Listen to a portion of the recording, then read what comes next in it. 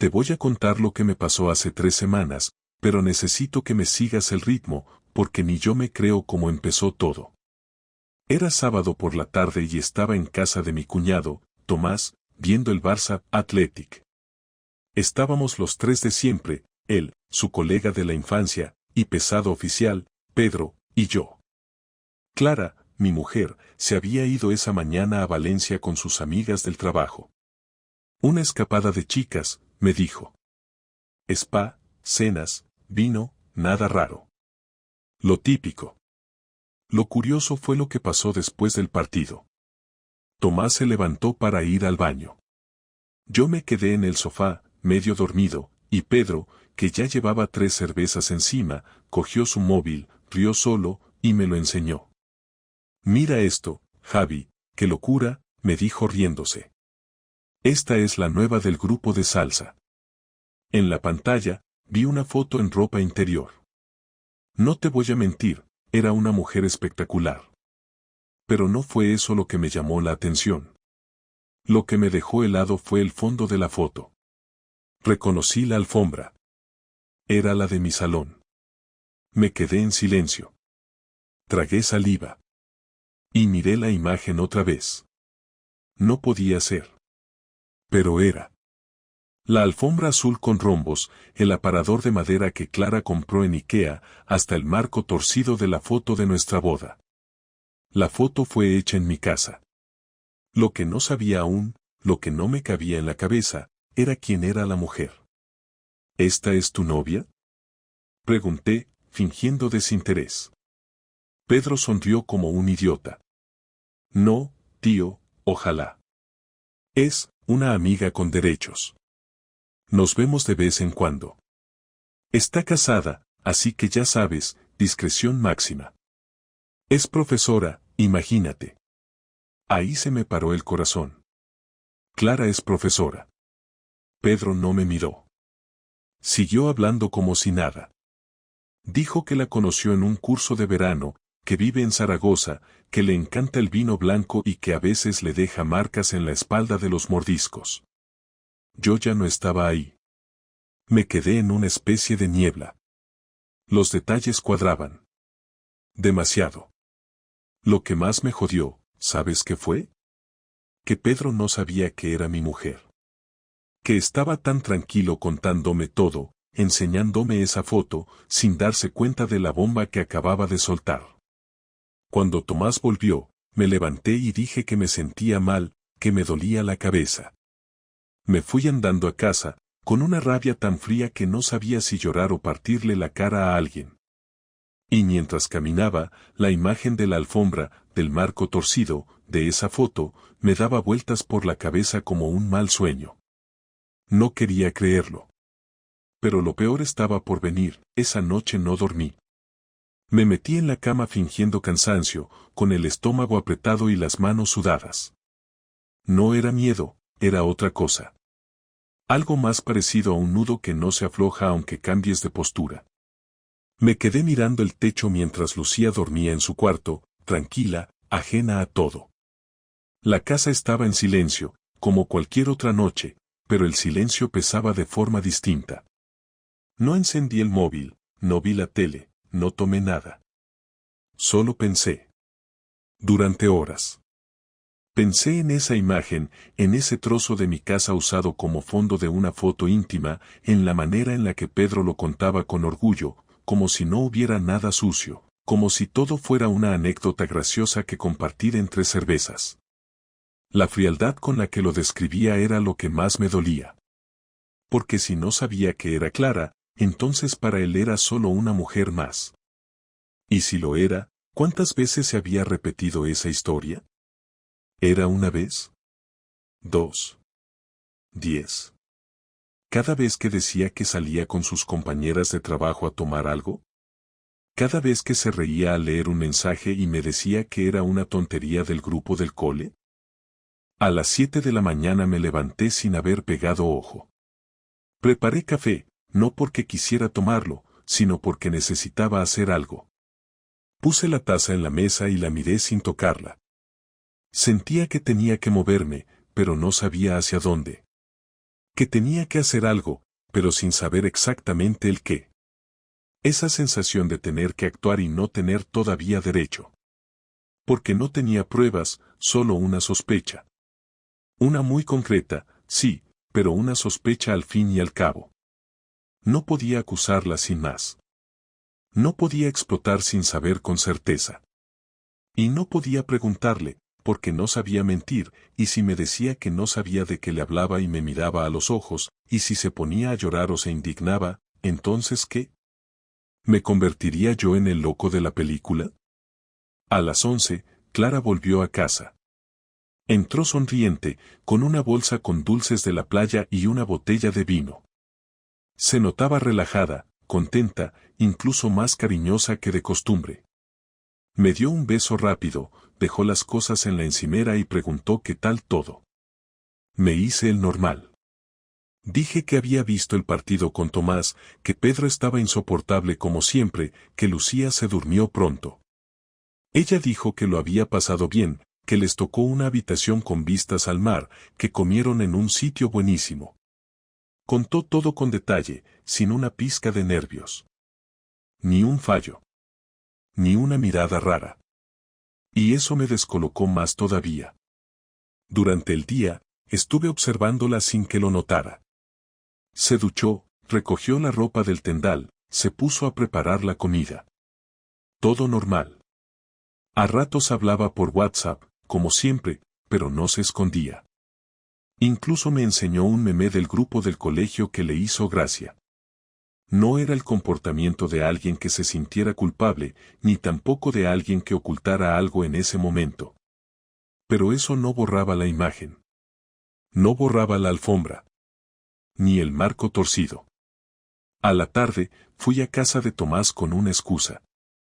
Dije que me había olvidado la cartera. No era verdad, claro, pero necesitaba ver a Pedro otra vez. Tomás me la buscó mientras Pedro estaba en el balcón fumando. Salí con él. Se sorprendió de verme, pero me ofreció un cigarro. Lo rechacé. Me apoyé en la barandilla y lo miré un rato. Se notaba que seguía medio borracho de la noche anterior. Oye, la tía esa, solté, así sin más, la que me enseñaste ayer, ¿cómo se llama? Pedro me miró raro. ¿Qué pasa? ¿Te gustó? No, tío, curiosidad. ¿Es de aquí? Sí, de Zaragoza. Bueno, no te puedo dar muchos datos, ya sabes cómo va esto. Ella quiere discreción. Pero sí, es profe, 30 y pico, casada. Dice que el marido no se entera de nada, el típico buenazo. Buenazo. Eso me dejó mudo unos segundos. Me entraron ganas de estamparle el vaso contra la cara, pero me contuve.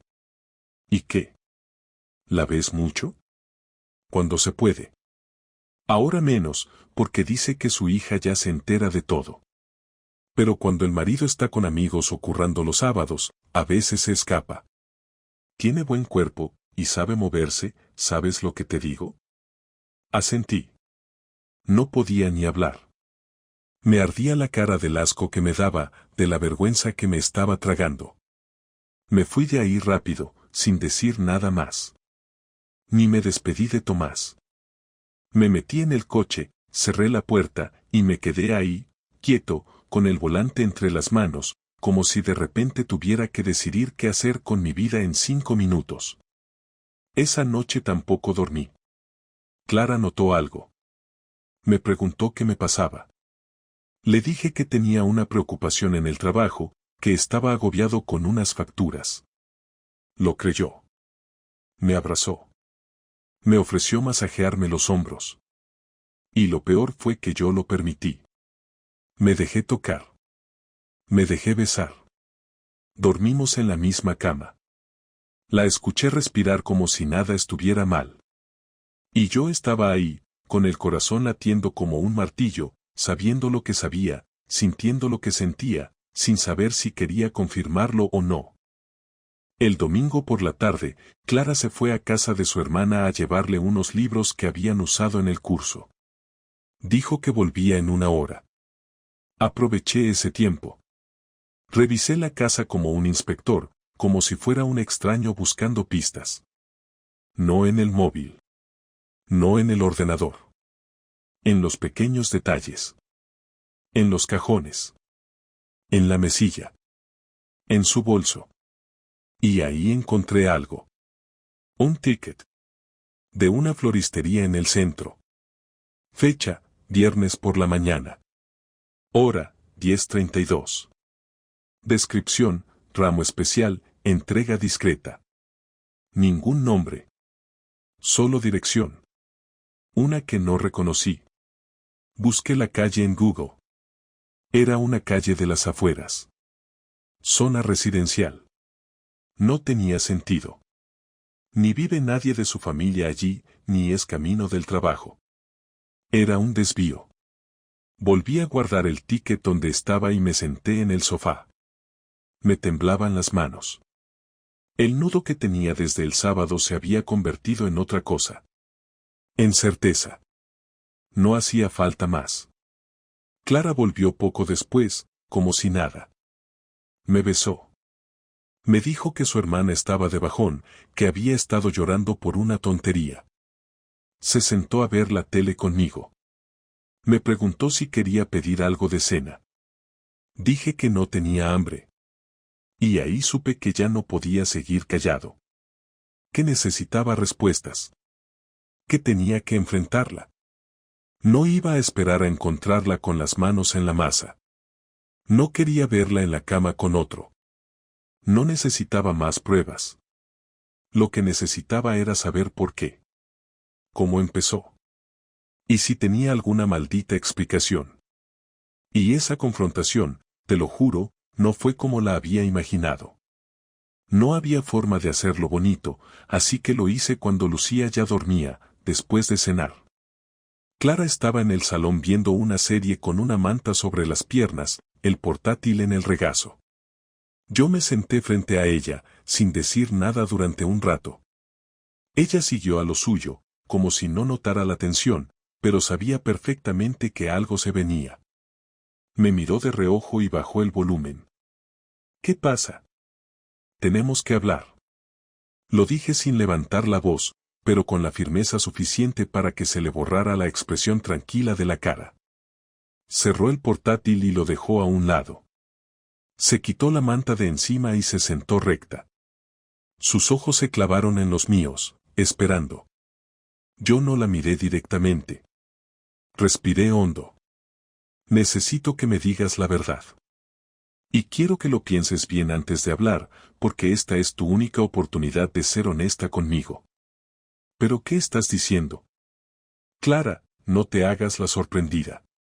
Quiero que me digas si estás con otro. No me hagas perder el tiempo. Se quedó en silencio.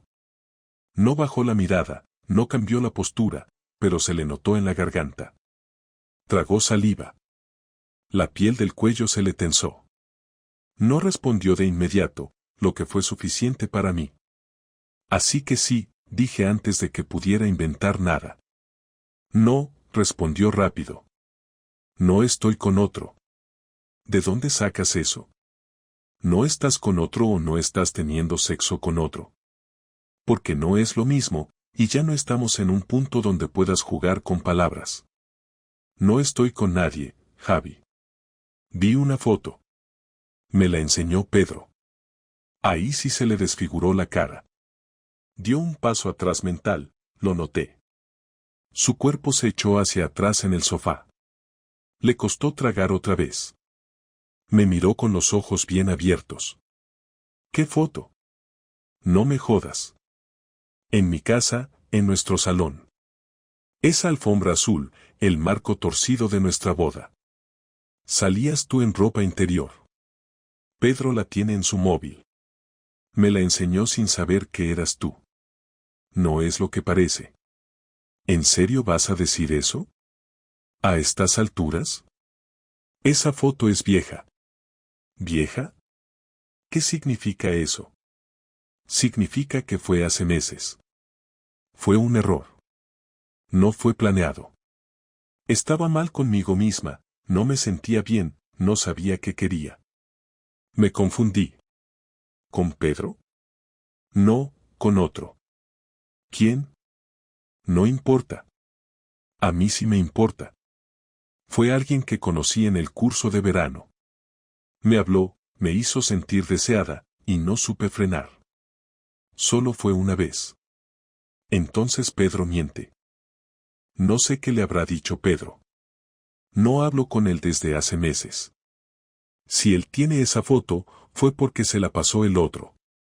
O porque se la quedó de algún grupo donde se mandaban cosas. No sé. Yo se la mandé solo a una persona. ¿Y esa persona la compartió? Supongo que sí. Y tú sigues dando clases, cuidando a Lucía, durmiendo conmigo, como si nada. Sí, Javi, porque me equivoqué y no supe cómo enfrentarlo. Porque tenía miedo. Porque creí que si hacía como si no hubiera pasado, se borraría. No tienes idea de lo mal que me he sentido. No ha sido fácil para mí. ¿Para ti? Sí, también para mí. ¿Tú sabes lo que fue ver esa foto en el móvil de ese imbécil, mientras él se reía y decía lo bien que se lo pasaba con su amante casada? ¿Sabes lo que fue escuchar cómo hablaba de ti, sin saber que eras mi mujer? No. Claro que no. Nos quedamos callados. Clara se pasó las manos por la cara. Respiraba con fuerza. Yo estaba congelado. La rabia seguía ahí, pero debajo había algo más, una decepción tan profunda que me dejaba sin fuerza. ¿Fue solo sexo? Sí. ¿Te enamoraste? No. ¿Y ahora qué? No lo sé. ¿Sigues en contacto con él? No. ¿Te acostarías con él otra vez? No. ¿Te acostarías con otro? No. ¿Por qué lo hiciste? Porque me sentía invisible, Javi. Porque en casa solo hablábamos de facturas, de horarios, de Lucía. Porque tú estabas siempre cansado. Porque yo también necesitaba sentir que valía algo. No estoy justificándolo. Me equivoqué. Me equivoqué feo. Pero no fue por falta de amor. Fue por falta de todo lo demás. No me digas que me amas. No lo digas. No lo diré si no quieres oírlo. No lo quiero oír. El silencio volvió a instalarse. Clara estaba hecha un desastre. Yo, más. Pero no había gritos, ni lágrimas exageradas. Era como estar dentro de un choque en cámara lenta. ¿Quieres que me vaya? Preguntó ella. No sé. No ahora. ¿Quieres que lo hablemos más adelante? Sí, pero no por ti. Por Lucía. Asintió. Nos quedamos un rato más sin hablar, mirando el suelo. Yo con el estómago en carne viva. Ella sin saber a dónde mirar. En algún momento se fue al cuarto. Yo dormí en el sofá, o lo intenté. Me costaba entender cómo una vida compartida podía romperse en unas frases mal dichas, en una confesión sin fuerza, en una noche en la que todo se venía abajo sin un solo portazo. Me pasé las horas pensando en qué iba a hacer.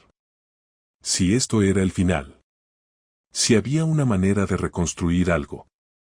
O si lo único que quedaba era aceptar que se rompió, que se había cruzado una línea que no se podía borrar. Me dije que lo resolveríamos con calma, que pondría las cosas en su sitio. Pero mientras miraba el techo, lo único que tenía claro era que ya no confiaba en ella. Y que ese tipo, el otro, había estado en mi casa. Que había tocado lo que no era suyo. Que se había reído de mí, igual que Pedro. Y eso no me lo iba a tragar sin más. Después de esa noche no hablamos del tema durante 3 días. En casa se respiraba una calma tensa, esa especie de rutina artificial donde nadie dice lo que piensa pero todos lo sienten. Clara se levantaba temprano, preparaba el desayuno de Lucía, la llevaba al colegio como si todo siguiera su curso normal. Yo hacía lo mismo, salía al trabajo, pasaba el día con la mente ocupada en tareas mecánicas y regresaba con una mezcla de rabia y tristeza que se me quedaba pegada al cuerpo como si fuera otra capa de piel. No dormía bien, comía por obligación, respondía lo justo, y dentro de mí iba creciendo una necesidad de devolver el golpe, no por impulso, no por venganza barata, sino por algo más concreto, algo práctico, algo que cerrara el círculo y me permitiera recuperar el control de mi vida, que hasta ese momento se me había escurrido entre los dedos como si fuera de otro. Una noche, mientras Clara dormía en la habitación y yo seguía despierto en el sofá, tomé la decisión. Ya no me valía con estar enfadado, ya no quería solo respuestas, quería hacer algo que tuviera peso, que tuviera consecuencias, algo que no fuera solo emocional sino también material. Pensé en el otro, en ese tipo que la había tenido en mi casa, que había recibido esa foto, que probablemente se había reído de mí, y que había seguido con su vida sin la menor consecuencia. Pedro, ese idiota que la tenía en el móvil y que hablaba de ella como si fuera un trofeo, también tenía lo suyo pendiente, pero lo mío no iba con él. Iba con ella. Con la persona que había cruzado la línea dentro de nuestra casa. La persona que había fingido durante meses, que había compartido mesa, cama y días enteros conmigo mientras guardaba una mentira tan sucia como esa. El jueves por la tarde pedí el día libre para el viernes siguiente. No se lo dije a nadie, ni a Clara ni a mis compañeros. Fui al banco, pedí una copia de todos nuestros movimientos de cuenta conjunta de los últimos 6 meses, y me la llevé a casa. Esa misma noche, mientras Clara se duchaba, abrí el portátil y revisé cada extracto. Buscaba gastos que no cuadraban, pagos con tarjeta en sitios donde ella no había dicho que estaba, retiros en efectivo en horarios raros. Encontré 2. Uno de 50 euros un viernes por la noche en un restaurante al que nunca fuimos juntos. Otro, un pago en una floristería 2 semanas antes del supuesto viaje a Valencia con sus amigas. Todo empezaba a encajar. Al día siguiente, fui a esa floristería. Pregunté si recordaban ese encargo. La dependienta fue amable, dijo que no podía darme datos de clientes, pero cuando mencioné el nombre de Clara y la fecha del ticket, me miró y dijo, sí, era un ramo especial. Pidió que lo envolviéramos con cuidado y que no pusiera tarjeta, solo una frase. No le pregunté qué frase. Ya no me importaba. Le di las gracias y me fui. Era suficiente. Esa misma tarde, hablé con un abogado que conocía desde hacía años. Le conté la situación, no en detalle, solo lo justo. Le pregunté qué opciones tenía si decidía separarme. Le pregunté por la casa, por la custodia compartida, por el dinero, por todo lo que viene cuando uno tiene que deshacer una vida en común. Me dio información, me dijo que era mejor si empezábamos por un proceso amistoso, que lo importante era Lucía. Le dije que lo sabía, que eso era lo único que no iba a tocar. Me fui de ahí con la cabeza clara. Por primera vez desde que vi la foto, sentí que tenía un plan. Volví a casa esa noche y no dije nada. Clara notó algo distinto, pero no preguntó. Esa fue su forma de vivir estos días, fingir que nada pasaba, mantener la estructura de la familia aunque por dentro se hubiera podrido todo. Esa actitud me daba más rabia que la infidelidad misma. Ese intento de seguir como si fuéramos pareja, como si no hubiera un abismo entre nosotros, como si la confianza fuera algo que se recupera con un plato caliente y un ¿cómo te fue hoy? No dije nada porque ya no me interesaba discutir. Lo que me interesaba era ejecutar. El sábado por la mañana me levanté antes que ella, como de costumbre. Desperté a Lucía, la preparé, desayunamos juntos. Clara bajó poco después, con su bata y cara de sueño. Saludó, se sirvió café. Lucía me abrazó y dijo que quería ir al parque después. Le prometí que iríamos. Clara me miró y sonrió. Esa sonrisa me resultó extraña, artificial, pero no hice ningún comentario. A media mañana, le dije que iba a pasar por casa de mi madre para arreglarle una lámpara. No era verdad. Fui al local de un amigo, el mismo que me hizo el favor de buscar una dirección en el padrón municipal sin hacer preguntas. Le di el nombre completo del tipo que Clara mencionó de forma indirecta, el único que encajaba con lo poco que había dicho. Me confirmó lo que ya intuía. El nombre y la dirección coincidían con la entrega del ramo. Vivía en un piso alquilado en las afueras, zona universitaria. Volví a casa, almorcé con ellas, y le dije a Clara que había quedado con Tomás para ver un partido. No era cierto. Me llevé una cámara pequeña, la misma que usaba para grabar instalaciones de aire en trabajos delicados, esas donde se necesita prueba de entrega. Fui a ese piso, aparqué al otro lado de la calle y esperé. No tardó mucho. Clara llegó pasadas las 6, sola, sin Lucía, vestida como cuando salíamos a cenar antes. Golpeó la puerta, y el tipo abrió. La dejó entrar sin mirar a los lados. No grabé nada. No me hizo falta. Esa imagen quedó grabada en mi cabeza de forma mucho más nítida que cualquier video. No esperé a que saliera. Volví al coche, conduje hasta casa, y en cuanto llegué, empecé a separar mis cosas. Ropa, ordenador, papeles. Todo lo que era mío y solo mío. No hice ruido, no rompí nada. Lo dejé todo ordenado en cajas. Solo la habitación de Lucía quedó intacta. Le dejé una nota simple, escrita con calma, sin rabia ni reproches. Volveré mañana por la tarde a por el resto. No quiero hablar esta noche. Javi. Guardé las cajas en el coche, conduje hasta casa de mi madre, y le pedí si podía quedarme unos días. No preguntó por qué, ya intuía algo. Me preparó una cama y me ofreció un café. No quise hablar. Le dije que todo estaba en orden, que solo necesitaba pensar. Esa noche dormí por primera vez en semanas. No soñé nada. No escuché nada. Solo dormí. Porque ya había hecho lo que tenía que hacer. El principio del final ya estaba en marcha. El domingo por la tarde regresé al piso. Había avisado por mensaje que pasaría a buscar mis cosas y que necesitaba hablar con ella sin Lucía delante. Clara respondió con un ok seco, sin preguntas, sin explicaciones. Cuando abrí la puerta, ella ya estaba sentada en el salón, sin maquillar, con el pelo recogido, una sudadera vieja y las manos entrelazadas sobre las piernas. No me dijo hola, ni preguntó cómo estaba. Solo me miró en silencio mientras yo cerraba la puerta y dejaba las llaves en la mesa. Caminé hasta el sofá sin sentarme y me mantuve de pie, mirándola desde arriba. Ella alzó la mirada, se notaba que no había dormido. No tenía la expresión arrogante de días anteriores, ni esa actitud de evitar el tema.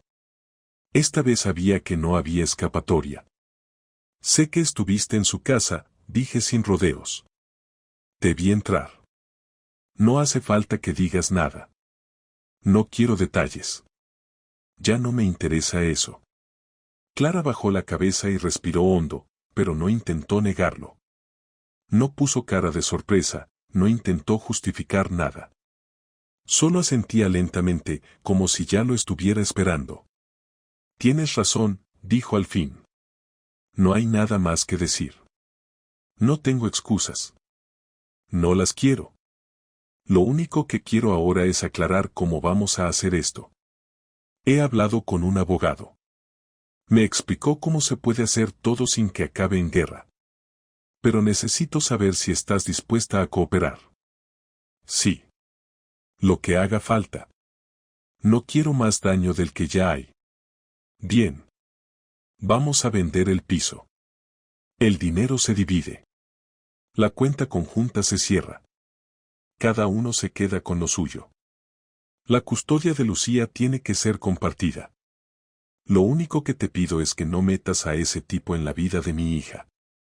Si decides estar con él, me da igual, pero no mientras estés cerca de Lucía. Al menos no por ahora. No tengo intención de estar con él. Eso me da igual. Solo quiero claridad. Quiero saber que Lucía no va a convivir con un tipo que se metió con una mujer casada en su casa, a escondidas, con una hija de por medio. No es cuestión de celos, ni de orgullo, ni de control. Es sentido común. Entiendo. No va a pasar. Lo otro que necesito es que seas honesta con ella cuando llegue el momento. No me interesa hundirte delante de nuestra hija. Pero si algún día pregunta por qué dejamos de vivir juntos, quiero que tengas el valor de asumir tu parte. No la voy a poner en tu contra, Javi. Nunca fue mi intención romper esto. Pues lo rompiste.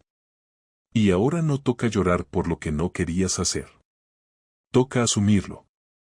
Clara se frotó las manos, nerviosa, como si quisiera frenar el temblor que apenas se notaba pero que delataba su incomodidad. Yo no sentía rabia en ese momento. No había odio. Solo cansancio. Me había pasado las últimas semanas esperando explicaciones, deseando una conversación que me ayudara a entender por qué lo había hecho, cómo había llegado a esa decisión, pero ya no me interesaba. Había cruzado la línea y yo no estaba dispuesto a olvidarlo, ni a hacer como si podíamos arreglarlo con terapia o perdón. Había un punto sin retorno, y ya lo habíamos pasado. ¿Tienes dónde ir? Le pregunté después de un rato. Podría ir a casa de mi hermana unos días. Pero no quiero que Lucía lo note tan abrupto. Si me dejas una semana más aquí, mientras se organiza todo, prefiero hacerlo así. Después me iré. Podemos turnarnos con ella. Que no note el corte de un día para otro. Está bien. Yo me quedo en casa de mi madre de momento. Te pasaré los papeles que hay que firmar en cuanto el abogado los tenga listos. ¿Tú le vas a contar algo a Lucía ya? No. Aún no. Pero tampoco vamos a aguantar esta mentira mucho tiempo. Va a haber preguntas. Y cuando las haya, vamos a responder con la verdad, no con medias tintas. De acuerdo. La conversación se volvió práctica después de eso. Hablamos de cuentas, de quién se quedaría con qué muebles, de qué hacer con las vacaciones que teníamos ya reservadas para el verano. Clara dijo que cancelaría la reserva y que se haría cargo de la penalización. No discutimos por nada. Era como una reunión de trabajo entre dos personas que ya no se conocen, pero que tienen que cerrar un trato. Y de alguna forma, eso dolía más que si nos hubiéramos gritado. Porque demostraba que ya no quedaba nada de lo que fuimos. Cuando terminé de recoger mis cosas, me acerqué a la puerta. Clara se levantó también, como si esperara algo más. Me miró fijamente antes de hablar. Javi, sé que no tengo derecho a pedirte nada, pero solo quiero que sepas que no lo hice por faltar al respeto, ni por despreciarte. Lo hice porque perdí el norte, porque no sabía en qué me había convertido, porque sentía que ya no existía en esta casa. No me justifica. Pero quería decírtelo. Y lo siento. De verdad lo siento.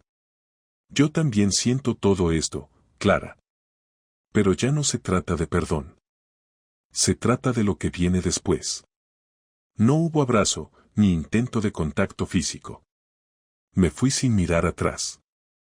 Conduje hasta casa de mi madre y pasé la noche allí, con la cabeza llena de imágenes sueltas, de frases rotas, de recuerdos que ya no servían para nada. Pensé en la primera vez que vi a Clara, en cómo fue nuestra vida al principio, en todo lo que construimos, y en cómo, sin darme cuenta, habíamos dejado que se deshiciera poco a poco, hasta que ya no hubo nada que salvar.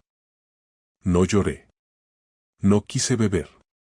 No llamé a nadie. No escribí nada. Solo me acosté temprano y esperé que el tiempo empezara a hacer lo suyo. No por olvidar, sino por poder seguir adelante sin esa presión constante en el pecho. La traición ya era parte de la historia, pero no tenía por qué ser el final. Pasaron 3 semanas desde aquella última conversación.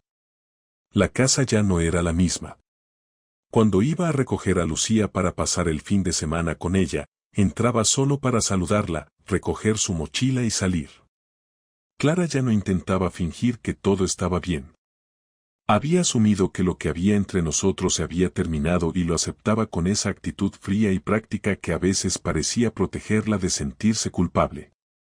No me interesaba si sufría o si dormía tranquila, no me preocupaba si le dolía haber arruinado lo que teníamos, Porque lo único que ocupaba mis pensamientos era Lucía y cómo hacer para que ella no quedara atrapada en el medio de lo que nosotros habíamos hecho con nuestras decisiones. El abogado había preparado los documentos y ambos los firmamos sin cruzar muchas palabras. Clara accedió a todo sin discutir, tal vez porque sabía que no tenía margen para imponer condiciones, o quizás porque había llegado al mismo punto que yo, donde lo único importante era no prolongar más una situación insostenible. Cuando firmé el último papel, no sentí alivio ni satisfacción, solo una especie de vacío que no supe cómo interpretar. No fue un momento épico ni liberador, solo una página más de una rutina que se estaba reescribiendo desde cero. Volví a casa de mi madre con una copia de los papeles en el maletín y no dije nada al llegar, me limité a cenar en silencio, revisar el correo y acostarme temprano. Me levanté al día siguiente sabiendo que ahora sí estaba oficialmente separado. Lucía fue notando los cambios aunque no los entendiera del todo. Me preguntó por qué ya no dormía en casa, por qué Clara y yo no nos sentábamos a cenar juntos, por qué su madre a veces tenía los ojos rojos y por qué yo hablaba tan poco. No le mentí, pero tampoco le di más información de la que podía procesar. Le dije que sus padres habían decidido vivir en casas diferentes y que eso no significaba que la quisiéramos menos, que nada de lo que estaba pasando era culpa suya y que íbamos a seguir estando con ella, como siempre. Lloró un poco la primera vez, preguntó si algún día íbamos a volver a estar todos juntos, y me dolió tener que decirle que no lo sabía, aunque en el fondo tenía claro que no. Pero la abrazaba fuerte, la escuchaba, le dejaba hablar todo lo que necesitara, y con el tiempo empezó a adaptarse, porque los niños no entienden de traiciones ni de rencores, entienden de cariño, de presencia y de rutinas que les den seguridad. Volví a mi piso antiguo, el que había alquilado antes de casarme. Estaba en buen estado, aunque olía a cerrado y tenía las paredes sin pintar. Me pasé un sábado entero limpiándolo, armando los muebles que me había traído de la casa, ordenando las cajas, volviendo a construir una especie de hogar dentro de un espacio que ya no me decía nada, pero que al menos era mío. Esa noche dormí en mi propia cama por primera vez desde todo aquello. No fue un descanso completo, pero fue el primer paso. Me desperté sin sobresaltos, sin la sensación de estar en el lugar equivocado, sin la ansiedad de tener que enfrentar una situación incierta. Era el principio de algo que aún no entendía del todo, pero que ya no me asustaba. Las semanas siguientes me dediqué a ordenar mi vida sin mirar atrás. No bloqueé a Clara, no borré fotos, no eliminé recuerdos. No me hacía falta. Lo que pasó estaba ahí, sin adornos, sin versiones confusas, sin necesidad de negarlo.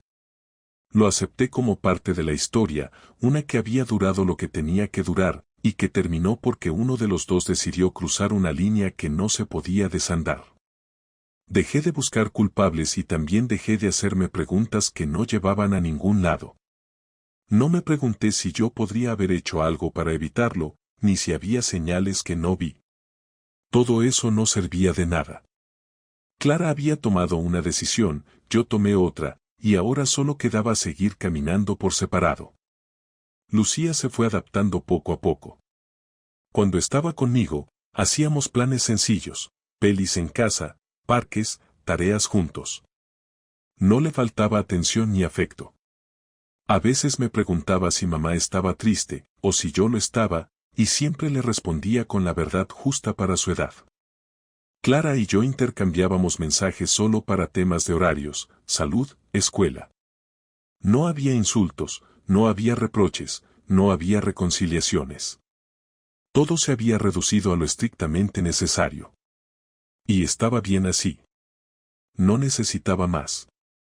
Una tarde, después de dejar a Lucía en casa de Clara, me fui a caminar sin rumbo. No era algo que soliera hacer, pero necesitaba aire, necesitaba estar solo sin estar encerrado. Me senté en un banco en la plaza del centro, observando a la gente, y pensé en cómo había cambiado mi vida en solo un mes. Pensé en lo rápido que puede desmontarse algo que parecía sólido, en cómo una foto, una frase mal dicha, una actitud en el momento equivocado, pueden mostrarte una realidad que no querías ver. No me sentí víctima, no me sentí traicionado por el mundo. Solo me sentí alguien que había vivido algo duro y que lo había soportado. Que no se había vengado con violencia, que no se había perdido en lamentos, que había sostenido a su hija sin usarla como escudo, que había recogido sus cosas y reconstruido su lugar sin gritar, sin humillar, sin degradarse. No sabía si algún día volvería a enamorarme, ni si tenía ganas de hacerlo. Tampoco me preocupaba. No buscaba llenar un hueco, no sentía que me faltara nada esencial. Estaba en paz con la decisión que tomé. Había hecho lo que creía correcto, sin dejarme arrastrar por el dolor, sin responder con la misma moneda. Y eso, para mí, ya era suficiente. Una noche, Lucía me preguntó si era feliz. Le dije que sí, que estaba bien, que papá se sentía tranquilo. Me miró un segundo como si intentara comprobar si era verdad, y luego sonrió y volvió a su dibujo. En ese momento supe que, por más jodido que hubiera sido todo, yo había hecho lo correcto. Porque ella podía seguir adelante sin heridas profundas, sin fantasmas. Porque no heredó la culpa ni la mentira. Porque aunque el mundo se hubiera roto en pedazos por un tiempo, ella no iba a crecer con miedo al amor, ni con rabia, ni con resentimiento. Y eso, para mí, valía más que cualquier otra cosa.